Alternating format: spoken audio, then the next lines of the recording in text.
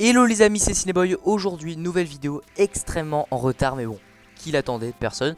Je me suis dit pourquoi ne pas revenir sur mes films préférés de 2024 pour pouvoir vous en conseiller et puis donc pour le partage. J'avais prévu de faire cette vidéo il y a de cela un an, j'imagine, mais le temps m'a rattrapé. J'avais pas le temps ou j'ai dû perdre l'envie sur le moment, ce qui fait qu'une seule vidéo du genre est sortie et c'était, je crois, la première de l'année, donc mon top 10 série de 2024. Cette année, je prévois de faire un top 10 film, un top 10 série, et si j'ai le temps aussi, peut-être de faire un flop 10 film, et donc, vous l'aurez deviné, un flop 10 série donc de 2025. Mais voilà, j'avais envie de faire cette vidéo, de me rappeler un peu que 2024 c'était quand même une belle année côté cinéma, voire même série, hein, c'était assez dingue. Alors, on va quand même redire les bases. Bien entendu, c'est très subjectif, ça reste mon avis, c'est pas forcément le top 10 des meilleurs films de 2024 objectivement, mais c'est le top 10 de mes films préférés de cette année-là. Voilà tout. Qu'est-ce que je peux dire d'autre? Bah voilà, c'est des projets, tous qui ont eu un gros ou un petit succès, même s'ils bident en salle, les gens en ont parlé, c'est sûr et certain. Donc voilà, c'est des projets assez connus, vous allez voir. On va démarrer donc par contre par les mentions honorables. C'est la première fois que je teste ce truc de mention honorable. Donc vous savez les projets qui auraient mérité, qui auraient mérité voilà vraiment, enfin qui auraient pu figurer on va dire dans ce top, mais qui malheureusement échouent dans certaines choses ou sont pas non plus exceptionnelles. Mais avant ça, place au générique. Donc let's go pour les mentions honorables. On commence donc avec The Fall Guy, un film en mode hommage au cascadeur, vous savez, que j'ai beaucoup aimé. C'est pour ça qu'on se déplace en salle d'ailleurs, hein, c'est du blockbuster américain comme on aime, en tout cas me concernant, c'est super. Oui, niveau scénario, ça reste malheureusement prévisible, mais c'est un bel hommage. Le casting est fou, de Ryan Gosling à Emily Blunt en passant par Aaron Taylor Johnson, Winston Duke ou encore Anna Waddingham qui joue d'ailleurs, je crois, dans la série Ted Lasso. C'était incroyable comme séance, film que j'ai vu d'ailleurs avec mon père, pour l'anecdote nulle, mais voilà, je place ça ici. Mais ça rentre pas dans le top, même si c'était pas loin, honnêtement, d'y rentrer. Ensuite, Carry On, bon thriller avec Taron Egerton qui est dément dans tous ses rôles, hein. Là, on l'a vu dernièrement dans Smoke. Je crois qu'il est aussi à l'affiche du film qui doit être déjà en VOD. She Rides Shotgun qui paraît très bon. Bref, il charbonne. Et là, dans ce blockbuster de Netflix pour Noël, c'était cool. Bonne tension, bon méchant, bons acteurs aussi. Mais c'est pas non plus une énorme surprise. On va pas se mentir, même si ça reste très bon. On a aussi To the Moon, une petite critique est dispo, je crois d'ailleurs, oui, sur la chaîne, quand elle est sortie en août 2024 de mémoire. Une bonne comédie très efficace, je trouve. Deadpool et Wolverine, on connaît, mais bon, voilà, un kiff peu conventionnel, une avalanche de caméos et de fanservice, mais c'est pas exceptionnel, on va pas se mentir, hein, quand on y repense, c'est vrai que c'est pas non plus la folie. Wolves également, thriller, comédie d'action, sauce buddy movie signé John Watts. Alors comme ça donne pas spécialement envie, mais voilà, il y a quand même un duo assez génial, donc Brad Pitt et George Clooney. C'était vraiment fun, mais pas forcément innovant. Et oui, voilà, franchement, John Watts, pardon, il avait bien réalisé. Je trouve que voilà, c'est pas un réalisateur horrible, c'est juste un yes man. Mais voilà, là pour le coup, avec ce Wolf, c'était plutôt sympathique, on va dire, comme même en termes de photographie, hein, c'était, je dirais pas que c'était exceptionnel, mais il y avait quand même des petites idées plutôt sympas. Rebel Ridge aussi, film d'action qui a d'ailleurs gagné, je crois, le prix du meilleur téléfilm aux Emmy Awards cette année. Complètement mérité, hein, clairement. Aaron Pierre, qu'on va retrouver dans Lanterns du côté du DCU. Les prestations vraiment top, hein, c'était très bien. Moi, Moche et Méchant 4, pas le meilleur film de la franchise, mais c'était toujours aussi drôle. Franchement, en tout cas, personnellement, c'est un humour qui me plaît vraiment. J'ai senti à aucun moment un essoufflement, même si c'est pas incroyable en termes d'histoire et niveau blague, ça se répète. Eh bien, ça restait quand même franchement cool. Voilà, c'est un bon film familial à voir. Franchement, on passe un bon moment. Sonic 3, bon, juste un mot à dire, Shadow, voilà, tout est dit. Non, Sonic 3, c'était plutôt sympathique aussi, mais voilà, c'était pas non plus exceptionnel, on va pas se mentir. Mais je comprends que voilà, les grands fans de Sonic ont pris plaisir. Moi, j'ai kiffé, hein, notamment la scène de Jim Carrey là, avec les lasers. C'était vraiment une scène absolument incroyablement drôle. Et pour finir, les mentions honorables. Kill, film d'action indien ultra violent, un film inarrêtable en termes de scène d'action, je trouve. On tombe facilement, malheureusement aussi, dans le surplus Et puis l'intrigue ne vole pas très haut, mais c'était chouette pour ce que c'était. Voilà, il y avait de bonnes chorégraphies, c'était assez violent, on sentait bien le coup, enfin les coups et tout ça, c'était vraiment top. Donc voilà, on entre désormais dans le top 10 de l'année 2024. On va faire court encore une fois, c'est donc à la 10e place, je nomme Boy Kills World, un film produit par Sam Raimi, donc réalisateur évidemment de Spider-Man 1 et 2 et 3 aussi, qui, comme son titre l'indique, est une vraie dinguerie. Boy Kills World, c'était vraiment incroyable, j'adore ce film. L'histoire suit Boy, du coup, un jeune homme qui veut se venger, sa famille en assassinant l'impitoyable Hilda Van Der Koy, donc c'est une méchante qui a donc assassiné sa famille.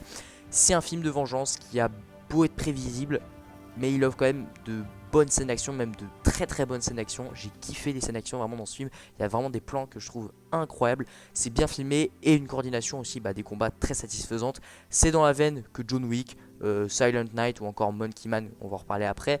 Mais c'est surtout un plaisir popcorn et on adore ça. Donc pour moi, ça mérite d'être à la 10e place parce que c'était vraiment un énorme kiff. C'est peut-être pas objectivement dans le top 10 des meilleurs films, mais en termes de kiff, je pense que ça doit être là parce que c'est un film que j'ai adoré et je trouve un peu surcoté, enfin sous-coté pardon, au contraire. Donc franchement, je peux que à la 9e place, Conclave. C'est un thriller religieux qui se déroule du coup au Vatican. Après le décès du pape, des cardinaux se retrouvent enfermés pour en élire un nouveau, mais l'élection devient un jeu de pouvoir intense, plein de suspense. Pour moi, c'est une masterclass, mais une giga masterclass de 2 heures signée Edward Berger, du coup, qui avait notamment réalisé À l'Ouest Rien de Nouveau. La mise en scène est excellente, les enjeux sont efficaces et le casting est génial avec en tête un Ralph Fiennes ou Ralph Fiennes, je sais pas trop comment on dit, moi je dis plutôt Ralph Fiennes, c'est peut-être mieux. Euh, du coup en tête d'affiche qui brise clairement l'écran et mérite un Oscar. On apprend plein de choses aussi sur le processus d'élection du pape et des trahisons entre les cardinaux et ça vraiment personnellement je connaissais pas du tout comment ça se passait et donc c'était ultra intéressant et j'ai kiffé ce film. Même la photographie vraiment ça part dans plein de délires. C'est un film qui est vraiment explosif, qui est incroyable, même si en fait il est calme, mais en même temps il est explosif. Enfin, je sais pas comment expliquer, mais en tout cas, c'était vraiment une masterclass. Voilà. À la 8e place, Flo, le chat qui n'avait plus peur de l'eau, que j'ai rattrapé il n'y a pas si longtemps que ça. Enfin, même voilà, cette année, en août, je crois d'ailleurs. C'est un film d'animation sans parole pour le coup, et c'est quand même une petite claque. Il y a vraiment un parti pris assez compliqué d'ailleurs de faire un film sans parole, c'est pas rien. Donc ça se passe dans un monde post-apocalyptique, pardon, inondé. On suit donc un petit chat solitaire, Flo, qui doit surmonter sa peur de l'eau pour survivre. Donc il va être un peu en mode Arche de Noé. Voilà, il est sur un bateau avec d'autres animaux et du coup ça va être un peu une quête de survie, mais en même temps c'est un film qui un peu reflète, je trouve, la joie de vivre en même temps et en même temps c'est triste. Enfin, je sais pas, ça, c'est vraiment un film qui arrive à aborder plein de thèmes de manière super bien. Il trouve refuge du coup sur un bateau avec d'autres animaux et donc encore une fois il doit apprendre à cohabiter, il doit apprendre à se créer des liens en même temps parce qu'il n'a pas d'autres amis. Donc c'est vraiment trop mignon comme dessin animé, c'est une véritable prouesse artistique. Je comprends totalement ceux qui disent que c'est un chef-d'œuvre, je serais pas à ce niveau-là, mais je trouve quand même que c'est un film qui est assez incroyable avec une esthétique fabuleuse, clairement, un travail sonore aussi incroyable. On entend vraiment les bruits de la nature, c'est magnifique et une narration purement visuelle. D'ailleurs, pour l'anecdote, ça a été fait complètement que basique au début, mais dire que quelqu'un a réussi, alors je crois que c'est Jeans Zal, je vais pas dire son nom de famille, je vais me tromper, mais voilà, Jeans, je crois. Euh, et oui, il a fait un film absolument incroyable, c'est somptueux, l'animation, c'est un truc de dingue quoi. Donc voilà, moi j'étais vraiment émerveillé devant ce flot, le chat qui n'avait plus peur de l'eau. C'est une odyssée qui met en avant l'entraide, l'acceptation de soi aussi, et la capacité à dépasser les différences. Donc c'était vraiment très beau. À la 7e place, Monkey Man. Ce film marquait le grand retour de Dev Patel qui passe pour la première fois derrière la caméra avec ce film. Il incarne Kid, un jeune homme qui cherche à se venger. Bon, il y a beaucoup de films de vengeance, j'avoue. À venger, voilà, pardon, de sa mère, de la mort de sa mère, pardon, en devenant un combattant redoutable. C'est un véritable coup de cœur, un banger absolu. Les scènes d'action sont géniales avec une ultra-violence brutale qu'on adore. C'est encore meilleur que Boy Kills World. C'est très prenant, spectaculaire et dans la même. Voilà, c'est Dev Patel Week. C'était incroyable. La photographie était magnifique. Euh, ça aborde plein de thèmes, c'est un film qui va dans tous les sens, vraiment c'est un film qui est explosif. C'est le terme vraiment approprié pour le film, c'est explosif. Et ça c'est quand même très très cool. À la sixième place, Transformers, le commencement. Ce film d'action est quand même, encore une fois, bon je vais me répéter parce que c'est tous évidemment des masterclass, tous ceux qui sont dans, enfin tous les films qui sont dans ce top 10 me concernant.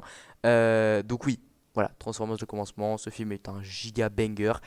Une merveilleuse surprise, on suit deux robots, Orion Pax et D16, les futurs Optimus Prime et Megatron, pour ceux qui connaissent un peu l'histoire, qui partent du coup à la recherche d'un objet puissant. Leur aventure les transformera en deux leaders ennemis et déclenchera la Grande Guerre. Et le film est splendide avec beaucoup d'action et d'émotion, des visuels réussis et des personnages vraiment bien écrits. Pourtant, quand on voyait les trailers, on se disait, oh là, les visuels c'est pas ouf, ça donne pas spécialement envie, mais en fait, le film était une énorme surprise. La mise en scène elle est superbe. C'est clairement l'un des meilleurs films Transformers, j'imagine, tout court, hein, j'imagine, voilà. Car voilà, j'ai juste vu le 1 et celui-ci, voilà, je suis pas allé plus loin, je sais qu'il paraît que les autres sont sympathiques selon beaucoup, donc pourquoi pas tenter après le visage de celui-ci, voilà, j'aimerais bien en vrai me mater les Transformers, mais voilà, vraiment, le commencement c'était super bien, j'avais kiffé. À la cinquième place, le robot sauvage, encore un film d'animation, juste merci DreamWorks. C'est une grande claque inattendue, enfin c'était une grande claque inattendue. L'histoire se concentre du coup sur un robot qui doit survivre dans la nature et s'adapter.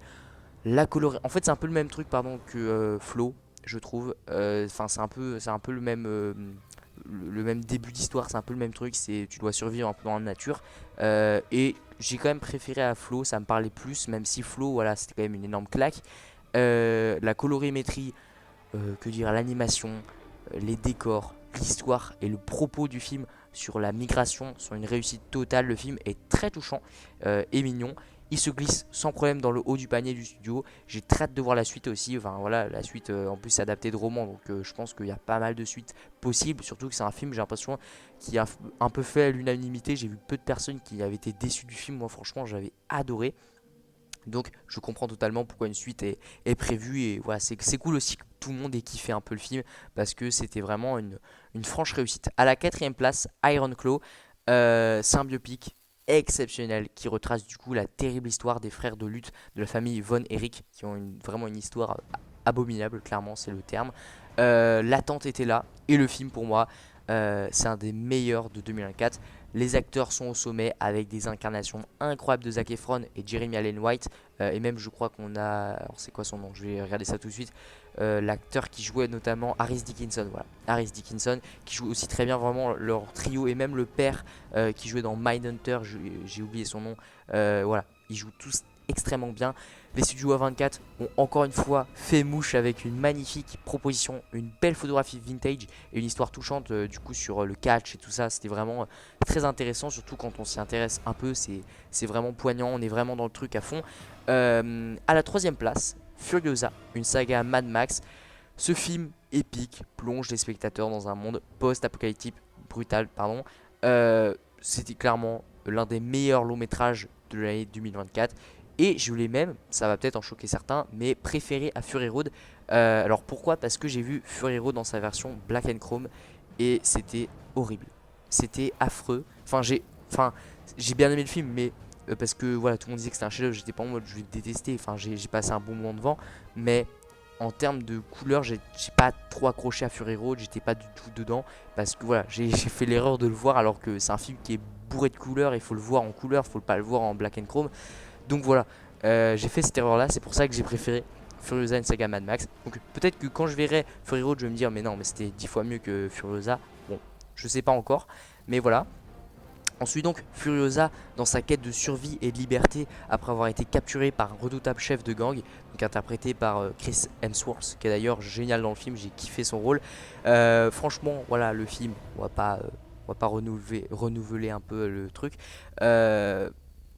Il offre clairement des scènes d'action ultra spectaculaires, une intrigue bien menée, et Anya Taylor-Joy est vraiment convaincante en Furiosa. C'est un excellent film. Pourtant, je suis pas un énorme fan de Mad Max de manière générale, mais j'ai passé un super moment, vraiment un énorme kiff devant ce film.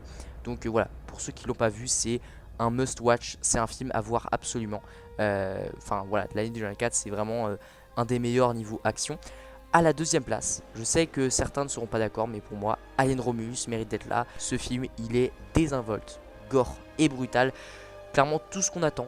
Enfin, me concernant, en tout cas, j'attendais que ça et j'ai eu ce que je voulais. On a eu tout ce qu'on voulait parce que j'ai l'impression que le film... En fait, les gens j'ai l'impression qu'ils l'ont bien aimé sur le moment, mais c'est après que, voilà, il y en a qui ont trouvé plein de défauts. Mais voilà, pour moi, c'est tout ce qu'on attend d'un film Alien. Les acteurs sont fous et attachants. C'est une aventure folle et une mission très risquée et vraiment prenante. On est dedans, je sais pas combien dure le film, en tout cas on est vraiment constamment dans l'histoire, c'est hyper intéressant. La photographie se métamorphose très bien aussi, je trouve, dans l'univers de la saga. J'ai kiffé plein de scènes qui sont absolument folles. Visuellement, c'est une claque. Pour moi, c'est l'un des films aliens les plus mémorables. Un véritable grand moment de cinéma. Oui, évidemment que ça n'égale pas le premier. C'est le Alien peut-être le plus facile, objectivement. L'Alien le plus fan service. Mais c'était juste exceptionnel, je suis désolé. Et c'est une expérience. Ce film, c'est une énorme expérience, un énorme kiff. J'attends énormément Alien Rémi. Mais voilà, il y a vraiment beaucoup de défauts. Et enfin, à la première place de ce top, City of Darkness ou Twilight of the Warriors Welding en VO. Donc City of Darkness, un pur chef-d'œuvre. Pour moi, c'est exceptionnel. C'est l'un de mes films préférés même de tous les temps. Ce polar d'action urbaine hongkongais est une œuvre magistrale explosive. Il se déroule dans les années 80, dans la redoutable citadelle de Kowloon, où un migrant doit faire face à un gang pour protéger sa nouvelle famille.